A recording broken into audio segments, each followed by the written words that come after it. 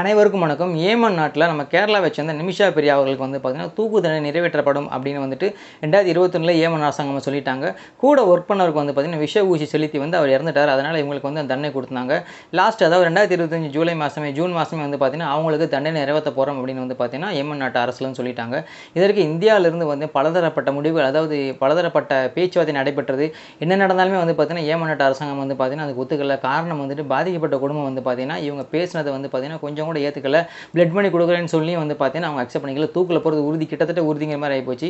India தரப்புலையும் வந்து பார்த்தீங்கன்னா நாங்கள் எவ்வளவோ முயற்சி பண்ணோம், லாயர் ரெடி பண்ணோம், அங்கே உள்ளவங்கள்ட்ட பேசணும், எல்லாம் பண்ணி வந்து செட் ஆகலாம்னு சொன்னாங்க. கடைசியாக வந்துட்டு நம்ம கேரளாவில் இருக்கிற ஒரு மத குருமார்கள் வந்து பார்த்தீங்கன்னா அங்கே இருக்கிற இஸ்லாமிய தலைவர் அவங்ககிட்டலாம் வந்து பேசி செஞ்சு ஓரளவு வந்து பார்த்தீங்கன்னா அந்த தண்டனை வந்து ஸ்டாப் பண்ணாங்க. நாளைக்கு தூக்கு போட போகிறோன்னா இன்றைக்கி வந்து ஒத்தி வச்சுருந்தாங்க.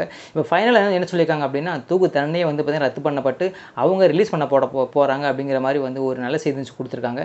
என்னதான் இது வந்து பார்த்தீங்கன்னா அவங்க குடும்பத்துக்கு நல்ல செய்தியாக இருந்தாலும் கொலை பண்ணுறது அப்படிங்கிறது வந்து சட்டப்படி குற்றம் தான். தயவு செஞ்சு யாரும் வெளிநாட்டுக்கு போகிறவங்களோ இங்கே இருக்கவங்களோ இந்த மாதிரி குற்றத்தில் ஈடுபடாதீங்க. மிகப்பெரிய இந்த சம்பவத்தில் வந்து இவங்க பல வருஷம் கழிச்சு ரிலீஸ் ஆயிருக்காங்க. நீங்கள் ரிலீஸ் ஆக வாய்ப்பே கிடையாது. ரொம்பவே கவனமாக இருங்க.